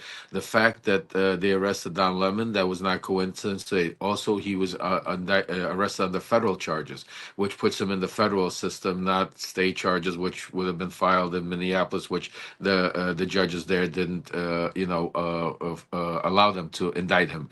So that's another thing. The other thing is that what you said about the Epstein files is 100% right, because Todd Blanche also came out today and made a very curious statement. I just spoke to Tara Palmieri, and she told me that he came out and said that basically in this new dump of Epstein files and $3.5 million, there's not going to be any information about any men that abused women.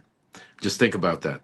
$3.5 million dump, and he's already coming out saying that there's not going to be any information in this dump about any powerful men that are sexually abused or trafficked or did anything to women, no criminal, nothing like that. The names of the men. I mean, is it true, Lev, that Ghislaine Maxwell has issued essentially a statement saying, basically saying that there were other co-conspirators, and that she's aware that there were other unindicted co-conspirators, essentially threatening that if she doesn't get a pardon, she might want to talk about those other unindicted co-conspirators? 100%. That's why you're seeing all of this play out, because and you're seeing the timing, also the timing of the dump, where we saw all of a sudden Michael Cohen's proffer from his attorney saying that he had information about Epstein and Donald Trump, and that he was trying to get Rule 35 while he was out of prison. And literally right after that, he came out and wrote a letter saying that Letitia James and Alvin Bragg were coercing him. This was also part of, because the other thing a lot of people don't realize, there was another proffer that Michael Cohen did that is in the files that is being scrubbed right now. That's why right after the DOJ came out, Pam Bondi came out and said, we don't have to send you any files. It's the executive branch. These little things are being missed because of all the attention that's being drawn, which rightfully so, obviously what's happening. Back up a little bit, Lev. I'm sorry. Back up again. Michael Cohen's proffer, they're saying they've disappeared a proffer, him now coming out and sort of backing off, saying he doesn't know anything about the Epstein files. Explain that again. Yeah, let me bring you up to speed, because this is some stuff that, so what happened was, one of Ellie Leonard, she's also independent journalist here on Substack, doing a lot of great work going through the Epstein files. And we were on the show, me, her, and Wajahid Ali, and one of her subscribers found in the Epstein dump a letter that was sent from Michael Cohen's attorneys to the Southern District of New York in 2019, while Michael Cohen was in prison, saying that he had sufficient information about Donald Trump and Jeffrey Epstein to be able to use to get out of prison. When we confronted Michael Cohen on this, Michael Cohen obviously went berserk, and that's why Midas Touch, everybody has jumped off the bag and left him alone. But I've been speaking to my sources on the inside, that because you got to understand, me and Michael Cohen had the same attorney. Unfortunately, we went to the same prison. We had the same prosecutor that prosecuted us, and we went through that. So what happened was, when Michael Cohen, in that proffer, there was another proffer that they came, because in that letter, I don't know if your producers could get you that, so you could see that the ASU's, the Southern District of New York prosecutors said to him that they didn't believe Michael Cohen. So what my sources are telling me is that Michael Cohen went back to his attorneys and gave him more information about a Jane Doe story Jane Doe, which is we are looking into. It looks like Jane Doe and Katie Johnson is the same person, and basically Michael Cohen was going to give this information. When we found that in the Epstein files in the dump and confronted him, Michael Cohen went. That's when we reported that he reached out to the Trump campaign and tried to get a pardon. That's when he wrote that letter. Part of it was also telling them that there's another proffer probably in there, and that's why they were scrubbing it, looking for that other part where Michael Cohen gave more information to try to get out of prison earlier. So it sounds to me, Lev, if I put it all together, that Donald Trump and the regime, they are escalating right now because they took a hit because DHS and ICE killed 2 white civilians, 2 white Americans, a mom of 3 and an ICU nurse who worked for the VA.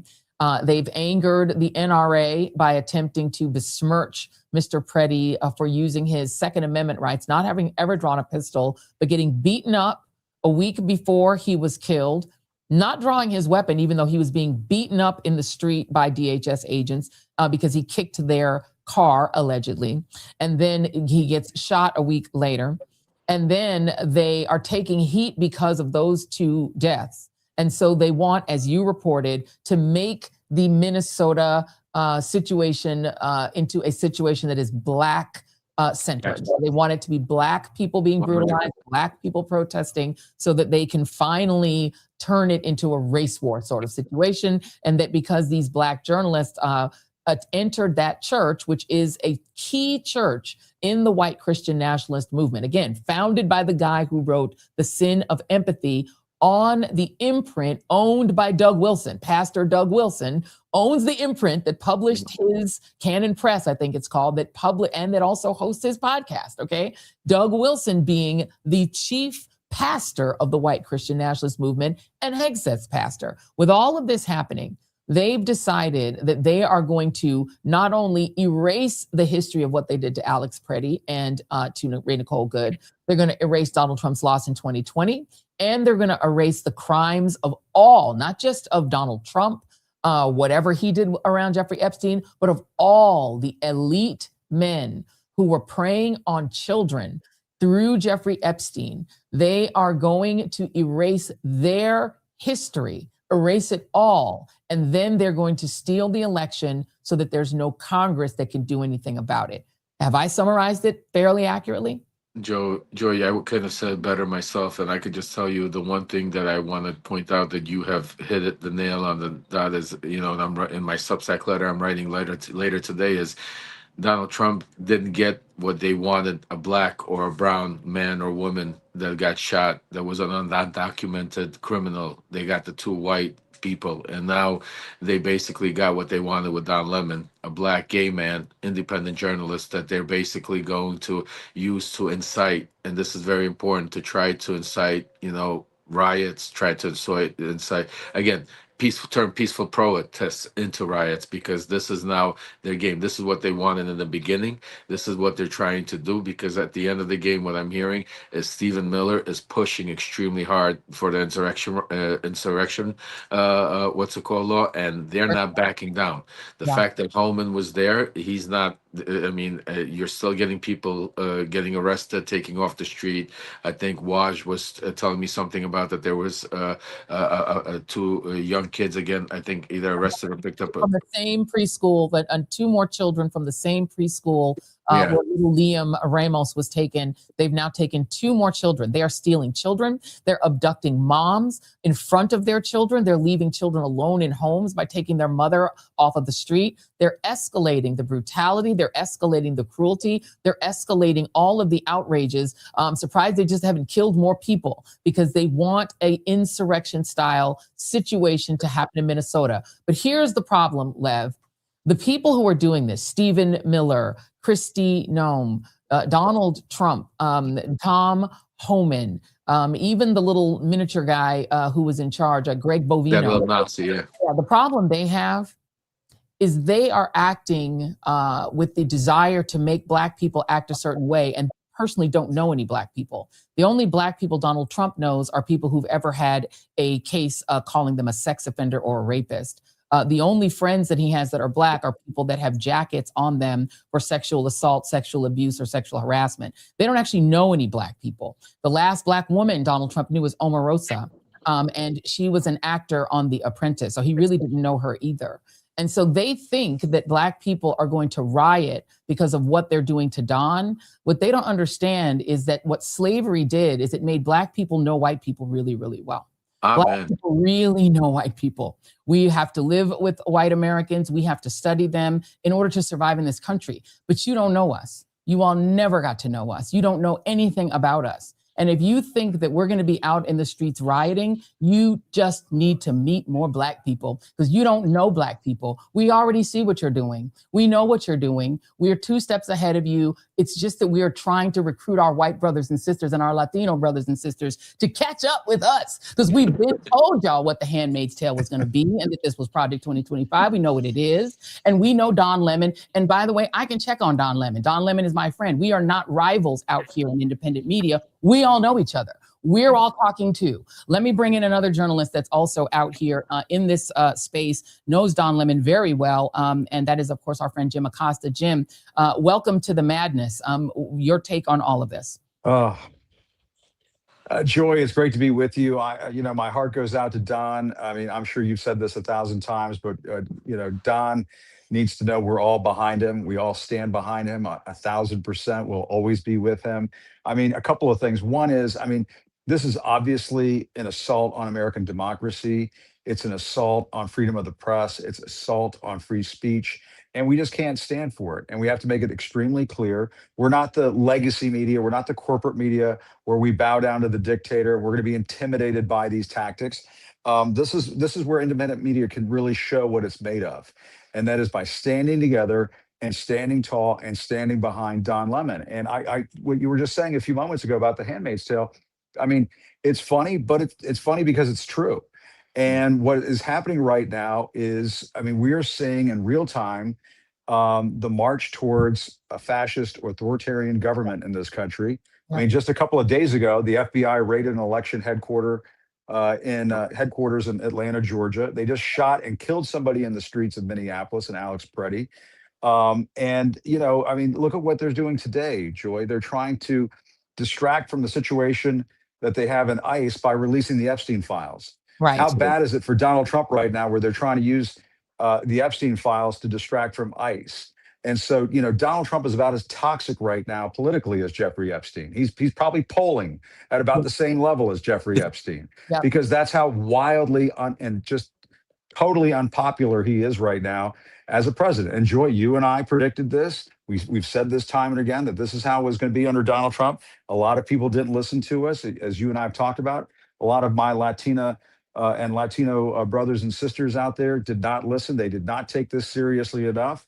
And, now we're seeing what's happening in real time, where they're arresting and abducting 5-year-old boys from the streets of Minneapolis. And now they're in prison, like this little boy, Liam, in Texas. He's sad about his backpack and is he going to get his backpack and his little hat back? Because Donald Trump is jailing him right now in Texas. And so people need, Joy, sorry to go on a rant here, but I'm pissed. I'm really, really pissed. And people need to wake up in this country as to what is happening right now. They've got Don Lemon in jail because Donald Trump is politically toxic, and he needs distractions because he's totally out of control. And I think they're trying to hurt independent media. I really do. I think they're trying to hurt something that they can't contain. And they can't contain us, Joy. All they're going to do is make Don Lemon's channel even bigger. He reached 1 million subscribers That's true. last year. He'll probably reach 2 million because of this. As soon as I'm done with this show, I'm going to be jumping on the Don Lemon show. So Lemonheads, I'm going to be popping over to the Don Lemon channel as soon as we're done with this live, because we're just going to continue to support Don Lemon's channel. We're going to grow it bigger. Right. We're going to make sure that we double and triple the size of independent media, and know that we are a cabal. We work together. We are not each other. We're competing. We are a team. We work as a team. It's community. We need each other. We're a community. Let me ask you this: how ironic it is, as you look at it, Jim. A lot of Cuban Americans came to this country to get away from the Castro regime. This is exactly what happened to you if you criticize the government in the Castro regime. A lot of Venezuelans That's right. came over here to escape from the Maduro madness. This is exactly what Maduro would have done to you. If, a lot of people here from Hungary, Lev, the Europeans who came here from places like Hungary, this is exactly what would happen. Viktor Orban would do to you. This is what Kim Jong-un would do to you, or worse, if you criticize it. This is what Xi Jinping would do in China. So many people, obviously, this is what Putin, right? And Putin puts, put journalists in jail on a regular basis. This is what Bibi Netanyahu does, that and kill journalists. That is the irony, right? And I think for the community, particularly where you and I know very well in Florida, are you hearing from people who are saying, oh my God, we fled right back to Cuba and Venezuela? This is where, Joy, I will tell you, I'll tell you something very personal. My dad is a Cuban refugee, came over to this country 3 weeks before the Cuban Missile Crisis in 1962. He knows what freedom is because he came here to this country for freedom.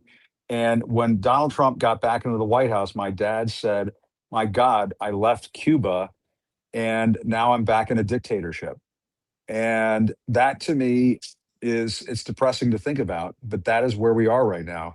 And I've been to Cuba. I've reported from Cuba. I've reported from China and Vietnam and so on. And I've said many times to people, and I'll say it right here, go look at the countries around the world where they don't have freedom of the press and ask yourself, is this where you want to live? Would you want to live in Saudi Arabia where they still chop people's heads off? Would you want to live in China where they just say, hey, you know what, we got to put you in jail? Or Russia, like where they killed Alexei Navalny. Yep. And, they took my press pass away in the first Trump administration, not just to rattle my cage, but to send a message to everybody in the press that we can come after you. We can make your life difficult. We can hurt you. We can hurt your colleagues. I was there. And that is what is happening here. I remember them doing it. I was in that. That is what is happening now. They're doing this now to Don to send a message. Yeah. And just to add to it, Jim, first of all, I remember them doing it to you. And the first, I was a part of it, listening to that, how they were trying to get you out. But even touching on the Venezuela commuting here in South Florida, I mean, Maria Salazar, who is going to have a lot of problems in her race coming down here, because the Venezuelan people are starting to realize that this was all a lie, because Donald Trump is dealing with somebody worse than Maduro. Delcy Rodriguez has, and I'm not going to go into a lot of it, but I'm obviously well informed of what's going on there. I could tell you that the people are starting to realize. That's why Donald Trump yesterday even came out and opened the airspace, trying to again do this theatrics. Lev, they're about to reopen the U.S. Embassy. They haven't changed the Maduro regime. They just got Maduro and his wife out and broke her hip. Everything, right? The secret police are still there. Still there, everything, yeah. People in Venezuela, they're all still there. Trump is like, they're fine now. We're going to do business with them. Yeah, and the problem is they're not doing business with the real companies like Exxon and Chevron. The people that are doing business right there are like my ex-partners, like the Harry Sargents, the Harold Hams, the big donors that spend that. This has been going on since 2018 when we were involved. This is not something new. This is these people were pushing Delcy Rodriguez for a while to get rid of Maduro. This was all pre-planned and all goes back to again Putin and all of these people. So I mean, absolutely. People are starting to realize, and the one thing I want to also add to what Jim was saying is Donald Trump understands very well, and so does Stephen Miller. And every time I speak to my sources in the White House, that he's underwater. That is why there's such a major push, and that's why I'm saying I'm hearing something big is in the works that has to do with the elections. That's why you saw what they did in Georgia. That's why they arrested Don today. That's why they dumped the Epstein file. This is not coincidence, folks. This is part of a coordination, because people behind Donald Trump understand that they need to push Project 2025 as hard, as fast as possible. And that's why, like Joy says, like Jim says, this is community, your voices, not only independent journalism, but you need to make it loud, because right now Congress needs about where are all the, this is not a right or left situation. Independent journalism should be supported by both sides. And that's why right now the push should be towards Congress. Get some of these backbones out there and get some more support, because otherwise, folks, I'm really worried we might not see elections in the midterms. What's going on? What I'm hearing. My phone is continuing to ring. Sorry about that, everyone, but you're absolutely right. I want to thank both of you guys.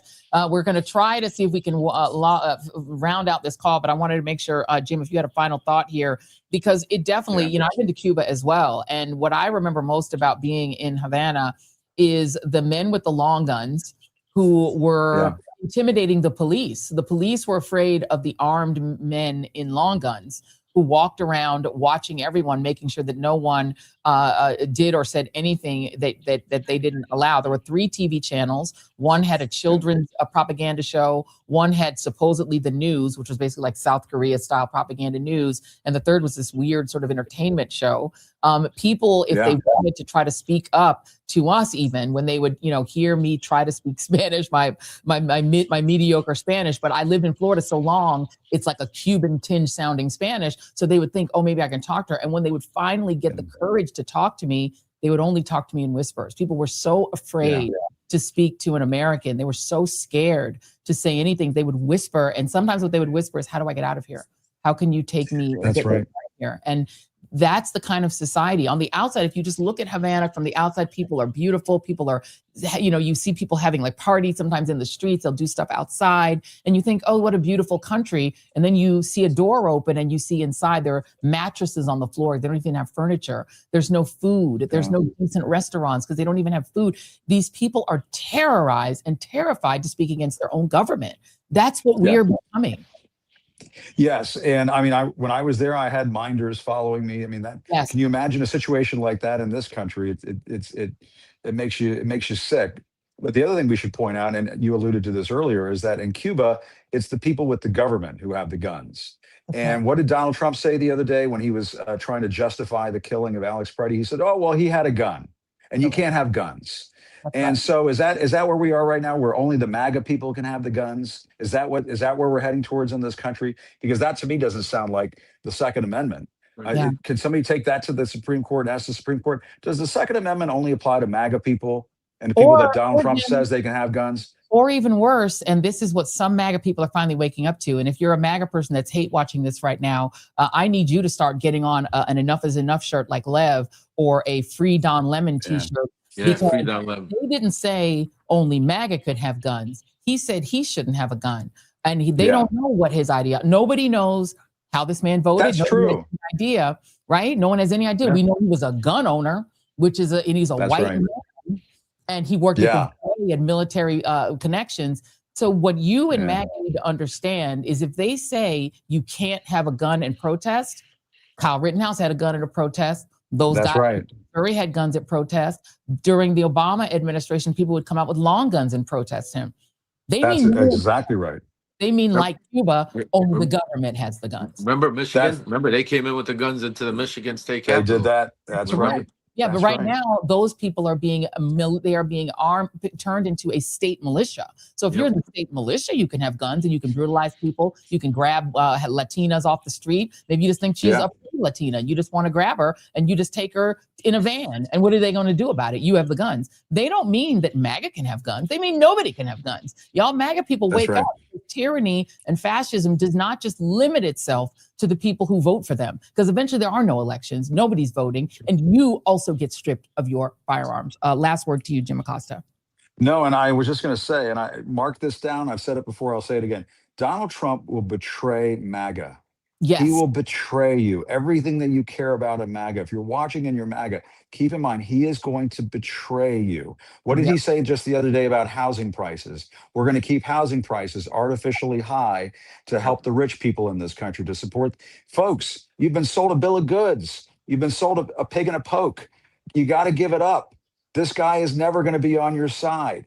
He is exploiting you to try to take over and dominate this country so he can enrich himself and the rest of the oligarchy. It has nothing to do with nice, hardworking people in Omaha, Nebraska. That's not what this is about.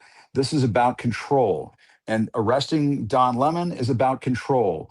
Rattling the cages of the protesters in Minneapolis and shooting them, gunning them down in the streets is about control. And people just have to wake up in this country because our democracy is being taken away from us in real time, Joy. That's why I'm always honored to be on with you, because I know you understand that the cause comes first. This is a cause that we're all a part of right now. And people need to understand that history is calling. They're calling you. And you need to answer that call and be a part of this. There's no time to sit on the sofa and sit this one out. You've got to be there in this moment. And this arrest of Don Lemon, it should wake up every American. Can you imagine if Barack Obama or Joe Biden tried to do something like this? Give me a break. Can you imagine? Hell no. But they Yeah. had respect for the First Amendment. They had respect for the Constitution. Donald Trump does not. But he will betray you. Make no mistake, MAGA. He will betray you. Yeah. And just remember that your old pal Jim told you. Absolutely. Thank you very much. I so appreciate You you, bet. Costa. Lev Parnas. Any final reporting you want to give us before we let you go? Right now, I'm gonna get off the phone and I'll call you later. Me and you are today's gonna be one of those days, so stay tuned. Just Stay on my text messages. Stay on my text messages, my friend. Thank you very much. Lev Parnas. You can find him at Lev Remembers. Jim Acosta, the Jim Acosta Show. Make sure you follow all of them. I do want to note that we were trying to see if we could wait to get in the National Association of Black Journalists. We're waiting for a statement to come out with them. But when that happens, maybe we'll just go ahead and post that as soon as that is available. But what was said, I think, is absolutely true. What you guys have to understand is that they're not going to limit this to just the liberals. At a certain point, they're going to come for everyone.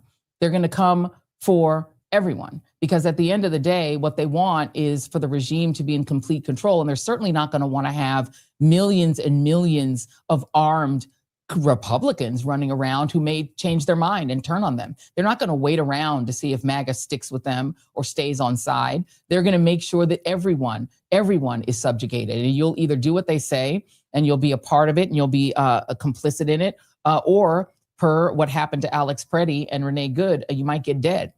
You might get arrested. And note that they are specifically going after Black journalists. This is very deliberate. They want the face of this to be Black people. They want the face of it not to be white anymore. They want the face of it to be Black, because they can't win. They can't win. They can't win the argument if the victims are white, because the majority in the country is still 57% white people. And so they need them to stay on side. And they've done everything in their power over the decades since 1619 to keep white people from siding with Black people, to keep white people from siding with indigenous people or brown people, to get brown people to side with white people against Black people. The division is very deliberate. There's a reason why we do our little fun thing where we talk about the spicy whites and the Latinos and the Latinas there. It's because we need to be all on the same side, because the elites, these economic elites who are also predatory, they're also lascivious, they were all doing weird shit with Jeffrey Epstein, or there are people that they know that are being protected that are in those Epstein files, know that at the end of the day, what they want is to be able to fake being Christian, but also be preying on children and women on the side, just like in The Handmaid's Tale. That book was prophecy, because those men were not moral. Those men were running around with the enslaved women who were used as prostitutes because they still wanted to do dirt. Note, they built a society and a system where they got to rape women who were forced to live in their homes to be in-house slaves, and then they would run out to the brothels with the out-of-house slaves. What they want is to be predators. But they want to be predators who there is no super predator over them. The super predator that's supposed to stop them is called the Constitution. The super predator that's supposed to stop the predator men and the predator, they're sort of the wives that hang on to them. The super predator is supposed to be the Constitution and the Congress, Article 1. But they've weakened and neutered Article 1. There is no Article 1. Is Jasmine Crockett's great. Ilhan Omar is fantastic. Maxwell Frost, who also got assaulted, fantastic. There are not enough of them to make Article 1 work, because Article 1 has been neutered. Donald Trump has already cut the legs out from under Article 1. He's cut the legs out from Article 3. The Supreme Court is obedient and obeisant. John Roberts wants to just let Trump do what he wants. We have that from background from someone who says that his advice to people who are alarmed at what Donald Trump is doing is give him what he wants. That is what John Roberts, per a source, is telling people. He is literally telling people, just give him what he wants. They want to be on their knees. They are refusing to rule on cases, hoping that they can string it out, waiting to rule against Donald Trump's claims of total immunity when there's a Democratic president there. Then they can pretend that they all along were going to constrain the president. They were just waiting for the president to be Gavin Newsom or J.B. Pritzker. Now they're going to constrain them. But there may not be a President Gavin Newsom or a President J.B. Pritzker, because the big thing that Lev Parnas is hinting at is that they're going to do something to prevent the Republican Party from losing control of the Congress, because the weak weak-kneed, supine, obedient Republican Party and their refusal to assert their rights as an Article 1 power, as the most powerful entity in the country, it's Congress. Their refusal to assert themselves is the only thing allowing Donald Trump to run amok. Donald Trump couldn't destroy the East Wing of the White House if the Congress said you can't do it, if they stood there and stopped him. They could cut his money off. They could cut his salary. They could cut everybody's salary. They could cut Kristi Noem's salary. Congress is the one that has the power. They're refusing to use it. Much of the media is bought and paid for, gone. Fox is just state media. They're just going to get on there and cackle and about what Donald Trump is doing. They've got one or two good people over there. The rest of them, they overwhelm them with bullshit and lies. They're state media. All of that right-wing media is state media. And then you've got this cabal between their independent media, the now Tucker Carlsons of the world, et cetera, and this white Christian nationalist tech bro CEO movement. They want complete control and oppression, as GCAN07 said. They want total control and oppression. It is the Handmaid's Tale. And those of us who were saying it was fascism, it's the Handmaid's Tale, we're warning you that they're trying to reestablish America 1.0, which is America in 1619, when women were in loco parentis of their fathers and brothers and then their husbands, when women literally were considered property in loco parentis of their parents. And then of their fathers, and then of their brothers that the father died, and then of their husband. They were just passed along. Women could not inherit property. They had to marry someone in order to have property. They couldn't vote. And the only vote was the husband's vote, which was the family vote. Doug Wilson says openly on his podcast, frequently, as do many, Joel Webbin, all of these right-wing preachers, just listen to what they say. They say women should not have the independent right to vote. It should be a family vote in the 19th Amendment. They don't like any of the amendments, to be honest with you. They certainly, at this point, don't even like the Second Amendment because they think that Alex Preddy, who was beaten up and assaulted 2 weeks before he was murdered, never actually used his Second Amendment right. So we're waiting for one more person to come on. Jason, we've got one more guest that we're waiting on. We're going to give her a few minutes to try to get on. This is an important guest if we can get her on, and then we're going to pop over onto Don Lemon's show. But this is a challenge. I'm waiting for one more person. If we can get her on, we'd love to have her. But this is what's happening. We are seeing the entire Constitution deleted. This is what I find really sick. The chains. Joy. The chains. I mean, they're putting the chains up deliberately because they want Black people to react. They want us to react to those chains exactly the way many of you in the chats are reacting. They want us to react because they want Black people in the streets rioting. Black people did not riot during George Floyd. During George Floyd, Black people peacefully marched, and they would send provocateurs from the right who would shatter a window and say, look, the Black people did it. Or set a fire and say, look, the Black people did it, and try to instigate an insurrection to make it look like Black people are out of control, to get white people to turn against Black people and side with them. That's all they ever want, is for white Americans, who are still 57% of the country, sliding toward not being the majority, but they're still 57%. They still want y'all to side with them. But what you need to understand is they killed a white woman who's a mother of 3 without a second thought, and then called her an effing B. They even though she has babies, she has a 6-year-old, they don't care. They don't care. For all you know, they're going to start kidnapping white women too. Maybe an ICE masked goon just thinks that's a pretty white woman, and they'll just grab her. Who's she going to tell? Kash Patel. Who's she going to tell? Who's she going to report to? If you got kidnapped by ICE and they assaulted you, who would you report that to? The Justice Department? Do you think they're going to help you? Todd Blanche is now saying that the Justice Department is going to open a civil rights investigation into the shooting of Alex Preddy. That is very, very, very interesting because there's been a tremendous amount of pushback from the Second Amendment crowd, specifically about him. They don't care about Renee Nicole Good because she's a lesbian, and they don't care about white women. White women, by the way, they don't care about you. They just want you to breed. So I don't know if y'all have gotten that memo yet, but they really don't. They don't want you to have a college education because it makes you recalcitrant, not obedient, makes you come out of the house. They don't care about white women, but they definitely don't want white men turning on them.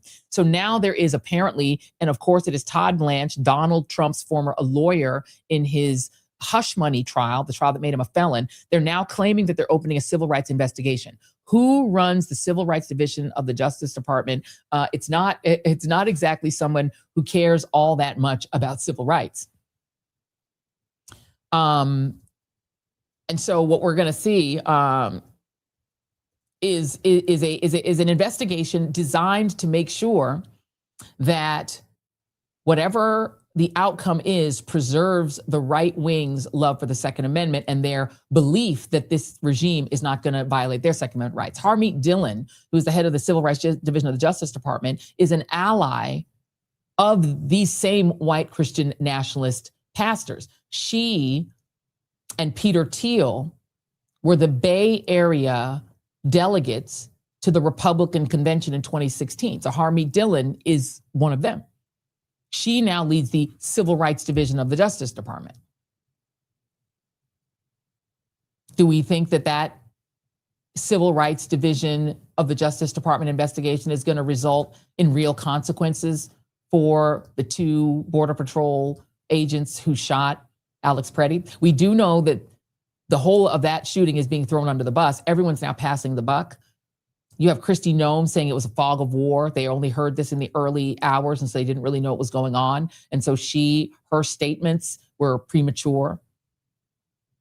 They're all sort of trying to throw Stephen Miller under the bus. People are trying to distance themselves and sort of point to him. But he's clearly in charge. Donald Trump came out and said they're not de-escalating at all.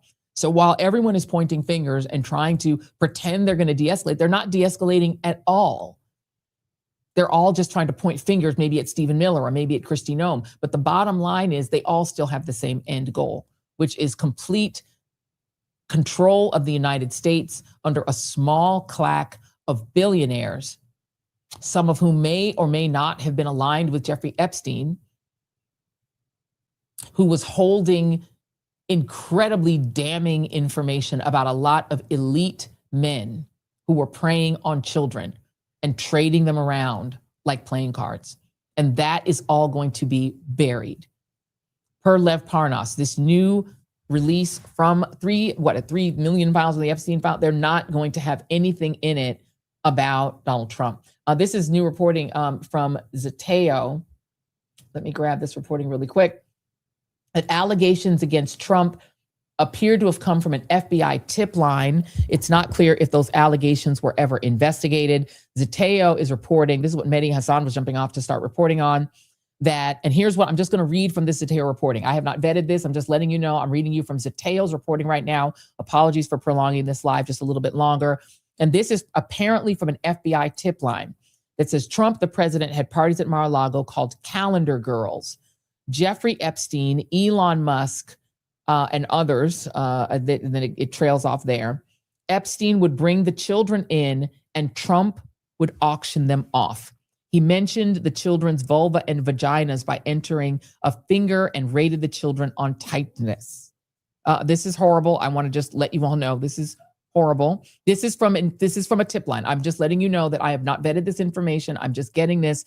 Zeteo is reporting that there was a tip line in which somebody reported this. We don't know if this tip is true. We don't know if these allegations are true. We just know this was reported to a tip line.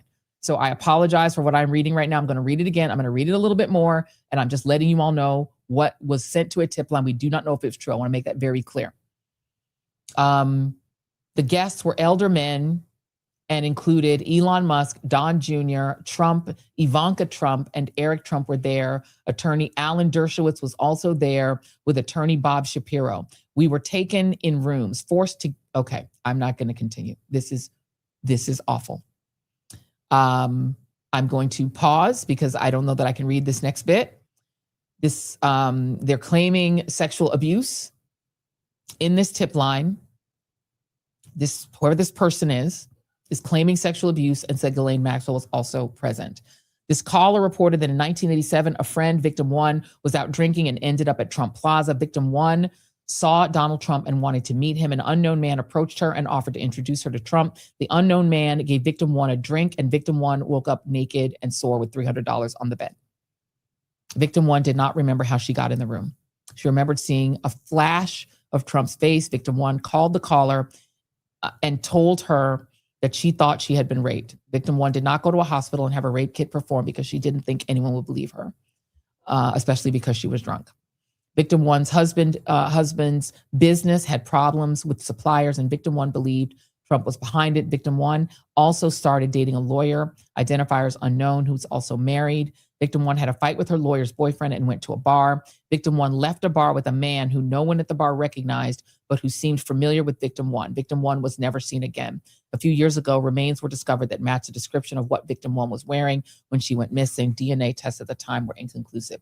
I'm just going to note again, as Mateo News is reporting, that allegations that I just read you came from a FBI tip line. And again, it's not clear if these were ever investigated. And of course, we have no idea if they were true, but these are the kinds of things that were allegedly reported to the FBI at some point. But now the FBI is in control of Donald Trump's henchmen, as is the DOJ. And they, at least according to Lev Parnas, are preparing to bury things like that to make sure that no one ever finds out, not just about what Jeffrey Epstein was doing, but about what everyone else was doing. And so I now understand clearly why they need to keep control of the White House. I will also note that Doug Wilson and some of these churches, and we won't name any names specifically, but some of these churches have had many issues with abuse of children and women in these churches as well. And so these religious Christian nationalists, these Christian nationalist churches, they're also not free from predation. And again, it is a kind of principle, it seems, among these white Christian nationalists that they get to live lascivious lives free of consequences, while the women and children around them and anybody who isn't a white Christian nationalist and a white Christian conservative has no rights. I'm going to leave it there because I don't know how much more we can do. I don't know if our final guest can make it. I think we're going to go ahead and leave it there for now. I will note that over final guest on tonight. Okay. We're going to ask our guest to try to come on tonight because we really do want to hear from her. I had a couple more guests we were trying to wait for, but they seem to be very much in the thick of trying to figure this out. This is rough, guys. 3 million pages are released. Kyle Griffin reporting 3 million pages. The Justice Department just released 3 million pages responsive to the Epstein Files Transparency Act. More than 2,000 videos and 180,000 images are included. But per Lev Parnas, there will be nothing in those 3 million pages that will implicate any of the predator men. Now you know why they arrested Don. Now you know why they arrested Don Lemon. It was a giant distraction. They must clearly know that even John Roberts cannot rule on the basis of the existence of the First Amendment that Don Lemon can and these other 3 journalists can be prosecuted, but they wanted it to be Black people. They wanted it to be a famous Black person, particularly a Black gay man who is leading in independent media right now. They wanted it to be ostentatious, someone Trump personally hates, so that they can get MAGA extremely excited, get their amygdalas going, get them all hot and bothered on X Twitter. And so while they are excited and abusing themselves sexually, and so excited about Don, they can distract from these Epstein files. It always comes back to that, doesn't it? And know, and my last word that I'll say here is know that what they're doing in Minneapolis and killing those people in Minneapolis and kidnapping children in Minneapolis and shipping them off to Texas and taking those ballots in Georgia, all of that is a part of what they know they must do. They must keep Congress. They cannot afford to lose Could Congress. you imagine if they lose Congress, the amount of stuff that Oh we're my going God. to hear? You think that is atrocious? Oh my Could God. you imagine Oh my God. if they, If they lose Congress and anybody decent is still in charge, if the weak Democrats that are currently in charge fall back, and we get a real Democratic Congress with a few Republicans, because Rand Paul has been going off on this stuff too, Thomas Massie too. If you can get a handful of Republicans who are awake to this, with some Democrats with some balls, we can end this madness. Congress could end it. Congress can end it. And they know that. And so they are fixing to rig that election. They're going to put masked agents in the streets to scare you from going out to vote. They're going to try to limit your ability to vote any other way other than in person. They're going to be pulling people out of those voting lines to try to claim they're not legal citizens and then not freeing them until after the polls close. They're going to do the most. So we're going to have to do the most. we're going to have to vote in mass. It's going to have to be in Everybody mass. has to go out there in mass. If we have to vote by, mail, if you could still do by mail, go for it. And in But groups. if you have to go out in big groups and all vote. This is a joke. They're trying to take over this whole thing. Oh, 100%. Steve Bannon said, if we don't win this election, a lot of people are going to jail, including us. And they know it. And they know what's in those Epstein files. Steve Bannon was kikiing with Jeffrey Epstein and a bunch of those emails. I've been going through those emails, and it's pretty interesting. Some of the people have been kikiing with him, and apparently he was kikiing with some of these tech bros who are trying to run our country. Remember, don't boo. What's the saying? Don't boo, vote. But don't boo, don't sleep, stay don't woke. sleep, stay and woke. Make sure you go out there and vote. And make sure, before even that, and let me note, last thing I will add is that they've done all of this on today, which is the day of the boycott. So people may not have realized this, but today is the day that a group, which we're still trying to suss out who the group is, called for an economic shutdown today. So the call was: do not shop, do not spend, do not shop, and do not spend your money with any store, especially very large stores that are Trump supporting. No spending. That was what today was about. Now, there's some small businesses you should continue to support. If they're a small business that's opening their doors to provide community and fellowship, please continue to patronize them. But the idea is minimize your spending today. That was what was supposed to be happening today, not the arrest of Don Lemon. Thank you all for tuning in. Please come back at 6 p.m. tonight. We will be doing the regular Joy Reid show at 6 p.m. We're going to be scrambling to get guests and everything together for that. We're going to have a lot more coverage. 6 p.m. I'm about to pop over to Don Lemon's show. So join me over there, Lemonheads. Love y'all. Thank you. See you at 6 p.m. Eastern Standard Time. Thank y'all for tuning in.